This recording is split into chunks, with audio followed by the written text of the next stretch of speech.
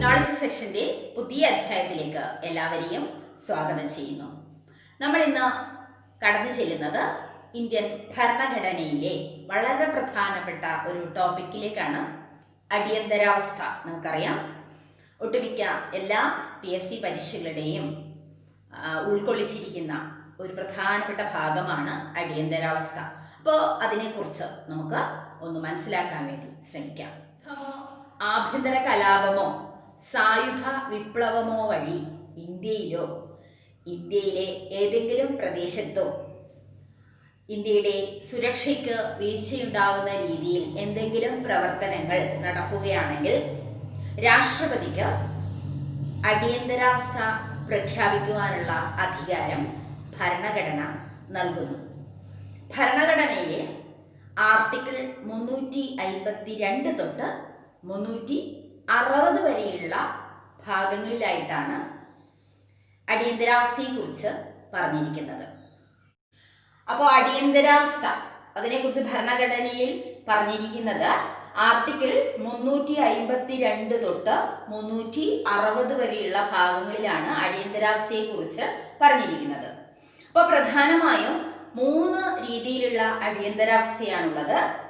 ഒന്ന്, ദേശീയ അടിയന്തരാവസ്ഥ, നാഷണൽ എമർജൻസി.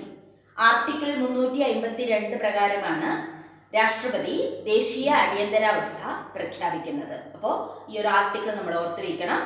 ദേശീയ അടിയന്തരാവസ്ഥ, നാഷണൽ എമർജൻസി, രാഷ്ട്രപതി പ്രഖ്യാപിക്കുന്നത് ആർട്ടിക്കിൾ 352 പ്രകാരമാണ്. മറ്റൊന്ന് സംസ്ഥാന അടിയന്തരാവസ്ഥയാണ്, അതായത് സ്റ്റേറ്റ് എമർജൻസി. അപ്പോൾ സ്റ്റേറ്റ് എമർജൻസി രാഷ്ട്രപതി ഈ ഒരു അടിയന്തരാവസ്ഥ പ്രഖ്യാപിക്കുന്നത് ആർട്ടിക്കിൾ 356 പ്രകാരമാണ്. ആർട്ടിക്കിൾ 356. മൂന്നാമത്തത് സാമ്പത്തിക അടിയന്തരാവസ്ഥയാണ്. സാമ്പത്തിക അടിയന്തരാവസ്ഥ, അതായത് ഫിനാൻഷ്യൽ എമർജൻസി. ഈ ഫിനാൻഷ്യൽ എമർജൻസി ഡിക്ലെയർ ചെയ്യുന്നത് ആർട്ടിക്കിൾ 360 പ്രകാരമാണെന്ന് കൂടി ഓർക്കുക. ഈ 3 ആർട്ടിക്കിളും നമ്മൾ വളരെ പ്രാധാന്യത്തിൽ ഓർത്ത് വെക്കണം. Article 352, article 356, article 360. National emergency, ദേശീയ അടിയന്തരാവസ്ഥ ആർട്ടിക്കിൾ 352 പ്രകാരമാണ് രാഷ്ട്രപതി ഡിക്ലെയർ ചെയ്യുന്നത്. അപ്പോൾ മനസ്സിലാക്കുക, ആർട്ടിക്കിൾ 352 പ്രകാരമാണ് ദേശീയ അടിയന്തരാവസ്ഥ പ്രസിഡന്റ് പ്രഖ്യാപിക്കുന്നത്. പ്രസിഡന്റ് ഈ ഒരു നാഷണൽ എമർജൻസി ഡിക്ലെയർ ചെയ്യുന്നത് കേന്ദ്ര ക്യാബിനറ്റ്, സെൻട്രൽ ക്യാബിനറ്റ് എഴുതി തയ്യാറാക്കിയ റിട്ടൺ റിപ്പോർട്ട് അതിൻ്റെ അടിസ്ഥാനത്തിലായിരിക്കണം, അല്ലെങ്കിൽ അടിസ്ഥാനത്തിലാണ് രാഷ്ട്രപതി ഈ നാഷണൽ എമർജൻസി ഡിക്ലെയർ ചെയ്യുന്നത്. അപ്പോൾ ഓർക്കുക, സെൻട്രൽ ക്യാബിനറ്റ് എഴുതി നൽകിയ റിപ്പോർട്ടിൻ്റെ, അല്ലെങ്കിൽ ഇവർ ആവശ്യപ്പെട്ടത് പ്രകാരമാണ് രാഷ്ട്രപതിക്ക് എന്തിനുള്ള അധികാരമുള്ളത്. രാഷ്ട്രപതി എന്ത് ചെയ്യുന്നത്? 352, ആർട്ടിക്കിൾ 352 പ്രകാരം ദേശീയ അടിയന്തരാവസ്ഥ പ്രഖ്യാപിക്കുന്നത് എന്ന് ഓർക്കുക. രാഷ്ട്രപതി പ്രഖ്യാപിച്ച ഈ ഒരു ദേശീയ അടിയന്തരാവസ്ഥ, നാഷണൽ എമർജൻസി, ആർട്ടിക്കിൾ 352 പ്രകാരമുള്ള ഈ ഒരു ദേശീയ അടിയന്തരാവസ്ഥ 1 മാസത്തിനുള്ളിൽ പാർലമെന്റ് അംഗീകാരം നൽകിയിരിക്കണം. ഈ ഒരു ദേശീയ അടിയന്തരാവസ്ഥയ്ക്ക്, അതായത് പാർലമെന്റിന്റെ ഇരുസഭകളും, രാജ്യസഭയും ലോക്സഭയും ഈ ദേശീയ അടിയന്തരാവസ്ഥയ്ക്ക് 1 മാസത്തിനുള്ളിൽ അംഗീകാരം നൽകിയിരിക്കണം. പിന്നീട് എത്ര കാലം വേണമെങ്കിലും ഈ ഒരു ദേശീയ അടിയന്തരാവസ്ഥ തുടർന്നു കൊണ്ടുപോകാവുന്നതാണ്. ഒരു കൃത്യമായ കാല പരിധി ഈ ഒരു നാഷണൽ എമർജൻസിക്ക് ഇല്ല എന്ന് മനസ്സിലാക്കുക. അതുമാത്രവുമല്ല, പ്രത്യേക ഭൂരിപക്ഷത്തോടു കൂടി പാർലമെന്റ് പാസാക്കിയ ഈ ഒരു നാഷണൽ എമർജൻസി 6 മാസക്കാലം തുടർന്നു കൊണ്ടുപോകാം. പിന്നീട് പാർലമെന്റിന്റെ അനുമതിയോടുകൂടി എന്തു ചെയ്യാവുന്നതാണ്? ഈ ഒരു ദേശീയ അടിയന്തരാവസ്ഥ തുടർന്ന് മുന്നോട്ട് കൊണ്ടുപോകാവുന്നതാണ്. എത്ര കാലം വരേക്കും? ആ ഒരു കാര്യവും കൂടി നമ്മളൊന്ന് ഓർത്ത് വയ്ക്കുക. അതുപോലെ തന്നെ ഇതോടനുബന്ധിച്ച് വളരെ പ്രധാനപ്പെട്ട ഒട്ടുമിക്ക ക്വസ്റ്റ്യനുകൾ നമ്മൾ കാണുന്നതും ഈ ഒരു ഭാഗമാണ്, ഓർത്ത് വയ്ക്കുക. അതായത് മൗലിക അവകാശങ്ങളായ ജീവനും വ്യക്തി സ്വാതന്ത്ര്യത്തിനുമുള്ള അവകാശം. നമുക്കറിയാം ആർട്ടിക്കിൾ 21 പ്രകാരം എന്താണ് ജീവനും വ്യക്തി സ്വാതന്ത്ര്യത്തിനുമുള്ള അവകാശമാണ് ഈ ഒരു ആർട്ടിക്കിളിൽ പറയുന്നത്. ആ ഒരു ആർട്ടിക്കിളും അതുപോലെ തന്നെ ഒരു കുറ്റത്തിന് ഒന്നിലധികം ശിക്ഷയ്ക്ക് എതിരെയുള്ള അവകാശം, അതായത് ആർട്ടിക്കിൾ 20, ആർട്ടിക്കിൾ 21 ആർട്ടിക്കിൾ 20 ഈ 2 ആർട്ടിക്കിൾ ഒഴികെ ബാക്കി എല്ലാ അവകാശങ്ങളും ഈ ഒരു നാഷണൽ എമർജൻസി ആ ഒരു പീരീഡിൽ എന്ത് ചെയ്യുന്നു, നിഷേധിക്കപ്പെടുന്നു എന്ന് നമുക്ക് ഓർത്തുവെക്കാം. എന്ന് പറഞ്ഞാൽ നാഷണൽ എമർജൻസി രാഷ്ട്രപതി ഡിക്ലെയർ ചെയ്ത് കഴിഞ്ഞാൽ ഒരു പൗരന് ഈ 2 ആർട്ടിക്കിൾ 21 ആർട്ടിക്കിൾ 20 ഈ 2 ആർട്ടിക്കിളിൽ പറഞ്ഞ കാര്യങ്ങൾക്ക് മാത്രമാണ് അവർക്ക് സംരക്ഷണം ലഭിക്കുന്നത്. ബാക്കി എല്ലാ അവകാശങ്ങളും എന്തു ചെയ്യുന്നു, നിഷേധിക്കപ്പെടുന്നു എന്ന് വേണം നമുക്ക് മനസ്സിലാക്കാൻ. അപ്പോൾ ഈ 2 ആർട്ടിക്കിളും നാഷണൽ എമർജൻസി ആ ഒരു ഡിക്ലെയറിംഗ് പീരീഡിൽ ബാധകമല്ലാത്ത 2 ആർട്ടിക്കിൾ ഏതൊക്കെയെന്ന് ചോദിക്കാം. ആർട്ടിക്കിൾ 20ഉം 21ഉം ആണെന്ന് ഓർക്കുക. അപ്പോൾ ഈ 2 ഒഴികെ ബാക്കി എല്ലാ അവകാശങ്ങളും ഈ ഒരു കാലഘട്ടത്തിൽ നാഷണൽ എമർജൻസി ആ ഒരു പീരീഡ് നിഷേധിക്കപ്പെടുന്നു എന്ന് നമുക്ക് മനസ്സിലാക്കാം. നമുക്കറിയാം ഇന്ത്യയിൽ ആദ്യത്തെ ദേശീയ അടിയന്തരാവസ്ഥ പ്രഖ്യാപിക്കപ്പെട്ടത് 1962 ഒക്ടോബർ 26 ഇന്ത്യയിൽ ആദ്യത്തെ ദേശീയ അടിയന്തരാവസ്ഥ പ്രഖ്യാപിച്ച സമയത്ത് ഇന്ത്യ ഭരിച്ചിരുന്നത് നെഹ്റു ആയിരുന്നു. അതുപോലെ തന്നെ ആദ്യത്തെ ദേശീയ അടിയന്തരാവസ്ഥ പ്രഖ്യാപനം നടത്തിയ രാഷ്ട്രപതി നമുക്കറിയണം ഡോക്ടർ എസ് രാധാകൃഷ്ണൻ ആയിരുന്നു. അപ്പോൾ ഡോക്ടർ എസ് രാധാകൃഷ്ണനാണ് ഇന്ത്യയിൽ ആദ്യമായിട്ട് ദേശീയ അടിയന്തരാവസ്ഥ പ്രഖ്യാപിച്ച രാഷ്ട്രപതി. വർഷം അറിയണം 1962 ഒക്ടോബർ 26 ഇന്ത്യയിൽ ആദ്യമായിട്ട് ദേശീയ അടിയന്തരാവസ്ഥ പ്രഖ്യാപിക്കപ്പെടുന്നത്.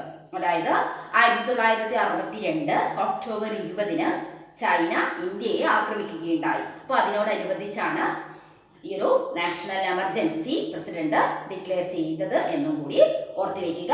ആ സമയത്ത് ഇന്ത്യ ഭരിച്ചിരുന്ന പ്രധാനമന്ത്രി ആരായിരുന്നു? നെഹ്റു ആയിരുന്നു. അതുപോലെ തന്നെ ആ ഒരു കാലഘട്ടത്തിലെ പ്രതിരോധ മന്ത്രി നാഷണൽ എമർജൻസി ഒന്നാമത്തെ ദേശീയ അടിയന്തരാവസ്ഥ ആ ഒരു കാലഘട്ടത്തിൽ ഇന്ത്യയുടെ പ്രതിരോധ മന്ത്രിയെ കുറിച്ച് നമുക്ക് അറിയണം. VK കൃഷ്ണമേനോനായിരുന്നു പ്രതിരോധ മന്ത്രി എന്നും കൂടി ചേർത്ത് പഠിക്കുക. ഈ ഒരു ആദ്യത്തെ ദേശീയ അടിയന്തരാവസ്ഥ പിൻവലിച്ചത് ഡോക്ടർ സക്കീർ ഹുസൈൻ ആണ്. ഡോക്ടർ സക്കീർ ഹുസൈൻ നമ്മുടെ രാഷ്ട്രപതി, മുൻ രാഷ്ട്രപതി. ഇദ്ദേഹം ജനുവരി 10, 1968 രാധാകൃഷ്ണൻ ഡോക്ടർ എസ് രാധാകൃഷ്ണൻ പ്രഖ്യാപിച്ച ഈ ഒരു ദേശീയ അടിയന്തരാവസ്ഥ പിൻവലിച്ചത്. അപ്പോൾ ഇതും നമ്മൾ ചേർത്ത് പഠിക്കുക. ദേശീയ അടിയന്തരാവസ്ഥ, ഒന്നാം ദേശീയ അടിയന്തരാവസ്ഥ പിൻവലിക്കപ്പെട്ടത് എപ്പോഴായിരുന്നു? 1968 ജനുവരി 10 അന്നത്തെ രാഷ്ട്രപതിയായിരുന്ന ഡോക്ടർ സക്കീർ ഹുസൈൻ ആണ് എന്നും കൂടി ഓർത്തു വയ്ക്കുക. ഇന്ത്യയിൽ രണ്ടാമത്തെ ദേശീയ അടിയന്തരാവസ്ഥ പ്രഖ്യാപിക്കപ്പെട്ടത് 1971 ഡിസംബർ 3 അപ്പോൾ ഈ ഒരു വർഷവും ഡേറ്റ് നമ്മളൊന്ന് ഓർത്തു വയ്ക്കുക. 1971 ഡിസംബർ 3 അന്നത്തെ രാഷ്ട്രപതിയായിരുന്ന VV ഗിരി ആയിരുന്നു ഇന്ത്യയിൽ രണ്ടാമത്തെ ദേശീയ അടിയന്തരാവസ്ഥ പ്രഖ്യാപിച്ചത്. അതായത് പാകിസ്ഥാൻ ഇന്ത്യ ആക്രമിച്ച പാകിസ്ഥാന്റെ ഇന്ത്യ ആക്രമണവുമായി ബന്ധപ്പെട്ട ആണ് ഈ ഒരു രണ്ടാമത്തെ ദേശീയ അടിയന്തരാവസ്ഥ പ്രഖ്യാപിക്കപ്പെട്ടത്. അപ്പോൾ ഈ ഒരു കാലഘട്ടത്തിൽ രണ്ടാം ദേശീയ അടിയന്തരാവസ്ഥ ഒരു കാലഘട്ടത്തിൽ ഇന്ത്യയുടെ പ്രധാനമന്ത്രി ഇന്ദിരാഗാന്ധി ആയിരുന്നു.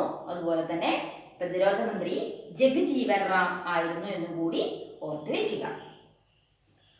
രണ്ടാം ദേശീയ അടിയന്തരാവസ്ഥയ്ക്ക് ശേഷം ഇന്ത്യയിൽ മൂന്നാമത് ദേശീയ അടിയന്തരാവസ്ഥ പ്രഖ്യാപിക്കപ്പെട്ടത് 1975 ജൂൺ 25 അപ്പോൾ വളരെ പ്രാധാന്യമുണ്ട്.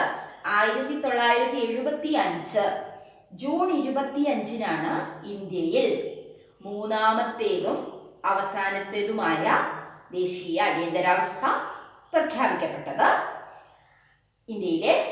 ആഭ്യന്തര പ്രശ്നങ്ങൾ കാരണം അന്നത്തെ ഇന്ത്യൻ പ്രധാനമന്ത്രിയായിരുന്ന ഇന്ദിരാഗാന്ധിയുടെ നിർദ്ദേശപ്രകാരം ഫക്രുദ്ദീൻ അലി അഹമ്മദ്, ആ ഒരു കാലഘട്ടത്തിലെ രാഷ്ട്രപതിയായിരുന്ന ഫക്രുദ്ദീൻ അലി അഹമ്മദാണ് ഇന്ത്യയിൽ മൂന്നാമത്തെ ദേശീയ അടിയന്തരാവസ്ഥ പ്രഖ്യാപിച്ചത്.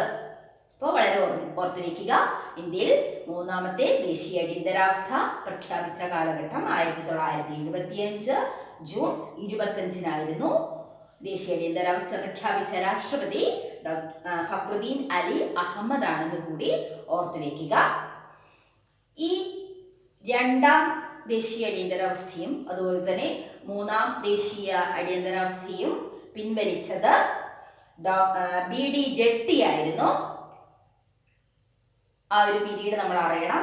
മാർച്ച് 21, 1977 BD ജെട്ടി, ആ ഒരു പീരീഡിലെ ആക്ടിംഗ് പ്രസിഡന്റ് ആയിരുന്ന BD ജെട്ടിയാണ് ഈ രണ്ട് നാഷണൽ എമർജൻസിയും പിൻവലിക്കുന്നത് എന്നും കൂടി നമ്മൾ ഓർത്തു വയ്ക്കുക.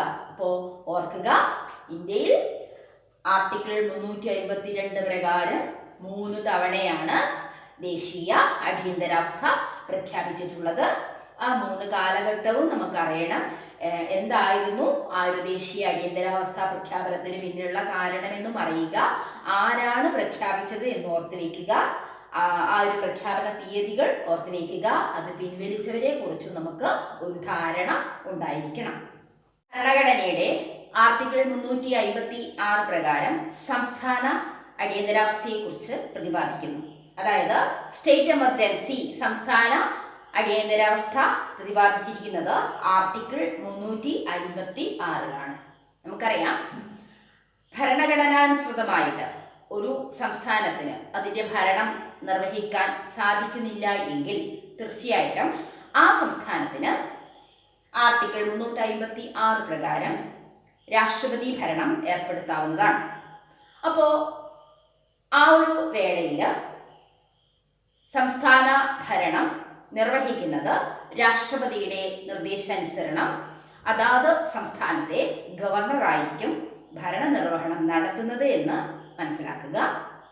അതുപോലെ തന്നെ ആ ഒരു സംസ്ഥാനങ്ങൾക്ക് വേണ്ടിയുള്ള നിയമനിർമ്മാണം നടത്തുന്നതും അതുപോലെ തന്നെ ബജറ്റുകൾ പാസ്സാക്കുന്നതുമൊക്കെ പാർലമെന്റാണെന്നും കൂടി ഓർക്കുക. ഇനി ഇന്ത്യയിൽ രാഷ്ട്രപതി ഭരണം ആദ്യമായി നിലവിൽ വന്ന സംസ്ഥാനം ഏതാണെന്ന് അറിയണം. പഞ്ചാബിലാണ് ഇന്ത്യയിൽ ആദ്യമായിട്ട് രാഷ്ട്രപതി ഭരണം നിലവിൽ വരുന്നത്. വർഷം ഓർത്തു വയ്ക്കുക, 1951 ജൂൺ 21 പഞ്ചാബിൽ ആദ്യമായിട്ട് രാഷ്ട്രപതി ഭരണം നിലവിൽ വന്നത്. എന്നാൽ ആർട്ടിക്കിൾ 356 പ്രകാരം ഒരു സംസ്ഥാന മന്ത്രിസഭ പിരിച്ചുവിടപ്പെട്ടത് കേരളത്തിലാണെന്ന് നമ്മൾ ഓർക്കുക. കേരളത്തിൽ ആദ്യമായിട്ട് 356 പ്രകാരം ഒരു മന്ത്രിസഭ പിരിച്ചുവിടപ്പെട്ടിട്ടുണ്ട്. അതെപ്പോഴായിരുന്നു? 1959 ജൂലൈ 31. അതായത് അന്നത്തെ EMS മന്ത്രിസഭയെ പിരിച്ചുവിടപ്പെടുകയുണ്ടായി. അത് ഈ ഒരു ആർട്ടിക്കിൾ 356 പ്രകാരമാണെന്ന് ഓർക്കുക. നമുക്കറിയാം, വിമോചന സമരവുമായി ബന്ധപ്പെട്ട് ആയിരുന്നു EMS മന്ത്രിസഭയ്ക്ക് അന്ന് ഭരണം നഷ്ടപ്പെട്ടത്. അപ്പോൾ അത് വളരെ പ്രാധാന്യത്തിൽ ഓർക്കുക. കേരളത്തിൽ ആദ്യമായി രാഷ്ട്രപതി ഭരണം ഏർപ്പെടുത്തിയത് 1959 ജൂലൈ 31. അതുമാത്രമല്ല, കേരളത്തിലെ ആദ്യത്തെ കമ്മ്യൂണിസ്റ്റ് മന്ത്രിസഭയെ പിരിച്ചുവിട്ടുകൊണ്ടായിരുന്നു രാഷ്ട്രപതി ഭരണം നിലവിൽ വന്നതെന്ന് കൂടി നമുക്ക് ഓർക്കാം. ഇനി ഈ ഒരു സ്റ്റേറ്റ് എമർജൻസി അല്ലെങ്കിൽ സംസ്ഥാന അടിയന്തരാവസ്ഥയെ ഒരു സംസ്ഥാനത്ത് സംസ്ഥാന അടിയന്തരാവസ്ഥ രാഷ്ട്രപതി പ്രഖ്യാപിച്ചു കഴിഞ്ഞാൽ 2 മാസത്തിനുള്ളിൽ ഈ ഒരു സംസ്ഥാന അടിയന്തരാവസ്ഥ പാർലമെന്റ് അംഗീകരിച്ചിരിക്കേണ്ടതുണ്ട്. 2 മാസത്തിനുള്ളിൽ അംഗീകാരം ലഭിക്കണം. അതുപോലെ തന്നെ സ്റ്റേറ്റ് എമർജൻസിക്ക് പരമാവധി 3 വർഷം വരെ ഈ ഒരു സംസ്ഥാന അടിയന്തരാവസ്ഥ തുടർന്നുകൊണ്ട് പോകാവുന്നതാണ്. അപ്പോൾ കൃത്യമായ ഒരു കാലാവധി ഇവിടെ പറയുന്നു. പരമാവധി 3 വർഷം വരെ സ്റ്റേറ്റ് എമർജൻസി തുടരാവുന്നതാണ്. അപ്പോൾ വളരെ പ്രാധാന്യത്തിൽ ഓർക്കുക. ആർട്ടിക്കിൾ 356 ഏതിനെ കുറിച്ച് പ്രതിപാദിക്കുന്നു? സ്റ്റേറ്റ് എമർജൻസിയെ കുറിച്ച് പ്രതിപാദിക്കുന്നു. മൂന്നാമത്തെ അടിയന്തരാവസ്ഥയാണ് ഫിനാൻഷ്യൽ എമർജൻസി, സാമ്പത്തിക അടിയന്തരാവസ്ഥ എന്നുകൊണ്ട് ഉദ്ദേശിക്കുന്നത്. അതായത് ഇന്ത്യൻ ഭരണഘടനയുടെ ആർട്ടിക്കിൾ 360 പ്രകാരമാണ് രാഷ്ട്രപതി ഒരു രാജ്യത്ത് സാമ്പത്തിക അടിയന്തരാവസ്ഥ പ്രഖ്യാപിക്കുന്നത്. അപ്പോൾ ഇന്ത്യൻ ഭരണഘടനയിലെ ആർട്ടിക്കിൾ 360 പ്രകാരമാണ് ഇന്ത്യയിൽ രാഷ്ട്രപതിക്ക് എന്തിനുള്ള അധികാരം ലഭിക്കുന്നത്? സാമ്പത്തിക അടിയന്തരാവസ്ഥ പ്രഖ്യാപിക്കുവാനുള്ള അധികാരം ലഭിക്കുന്നത്. ഓർക്കുക, സാമ്പത്തിക അടിയന്തരാവസ്ഥ രാജ്യത്ത് നിലവിൽ വന്നു കഴിഞ്ഞാൽ അല്ലെങ്കിൽ രാഷ്ട്രപതി പ്രഖ്യാപിച്ചു കഴിഞ്ഞാൽ 2 മാസത്തിനുള്ളിൽ പാർലമെന്റ് അതിന് അംഗീകാരം നൽകിയിരിക്കണം.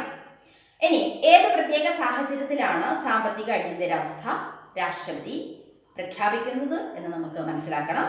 അതായത് നമ്മുടെ രാജ്യത്തോ അതുപോലെ തന്നെ ഏതെങ്കിലും സംസ്ഥാനത്തോ സാമ്പത്തിക സുരക്ഷയ്ക്ക് ഭീഷണി നേരിടുമ്പോൾ, ഓർത്ത് വയ്ക്കുക, നമ്മുടെ രാജ്യത്തോ അല്ലെങ്കിൽ ഏതെങ്കിലും ഒരു സംസ്ഥാനത്തോ സാമ്പത്തിക സുരക്ഷയ്ക്ക് ഭീഷണി നേരിടുമ്പോഴാണ് രാഷ്ട്രപതി എന്ത് പ്രഖ്യാപിക്കുന്നത്? ആർട്ടിക്കിൾ 360 പ്രകാരം സാമ്പത്തിക അടിയന്തരാവസ്ഥ പ്രഖ്യാപിക്കേണ്ടത്. ഓർക്കുക, ഇന്ത്യയിൽ ഇതുവരെ സാമ്പത്തിക അടിയന്തരാവസ്ഥ പ്രഖ്യാപിച്ചിട്ടില്ല. അപ്പോൾ ഒരു രാജ്യത്ത് അല്ലെങ്കിൽ നമ്മുടെ രാജ്യത്ത് സാമ്പത്തിക അടിയന്തരാവസ്ഥ പ്രഖ്യാപിച്ചു കഴിഞ്ഞാൽ സുപ്രീം കോടതിയിലെയും ഹൈക്കോടതിയിലെയും ജഡ്ജിമാർ ഉൾപ്പെടെ കേന്ദ്ര സംസ്ഥാന ഉദ്യോഗസ്ഥരുടെ ശമ്പളവും മറ്റാനുകൂല്യങ്ങളും കുറവ് വരുത്താൻ രാഷ്ട്രപതിക്ക് അധികാരമുണ്ടായിരിക്കുന്നതാണ്. അപ്പോൾ വളരെ പ്രാധാന്യത്തിൽ ഓർക്കുക, സാമ്പത്തിക അടിയന്തരാവസ്ഥ, ഇന്ത്യയിൽ സാമ്പത്തിക അടിയന്തരാവസ്ഥ പ്രഖ്യാപിക്കണമെങ്കിൽ അത് ആർട്ടിക്കിൾ 360 പ്രകാരമാണ് പ്രഖ്യാപനം വരുന്നത്. അതുപോലെ തന്നെ രാഷ്ട്രപതിയാണ് സാമ്പത്തിക അടിയന്തരാവസ്ഥയും പ്രഖ്യാപിക്കുന്നത്. ഇന്ത്യയിൽ ഇതുവരെ സാമ്പത്തിക അടിയന്തരാവസ്ഥ പ്രഖ്യാപിച്ചിട്ടില്ല എന്നും കൂടി ഓർത്തു വയ്ക്കുക. അടിയന്തരാവസ്ഥയെ കുറിച്ചുള്ള ഇന്നത്തെ ഈ ഒരു ക്ലാസ് എല്ലാവരും ശ്രദ്ധിച്ചു കാണുമെന്ന് കരുതുന്നു.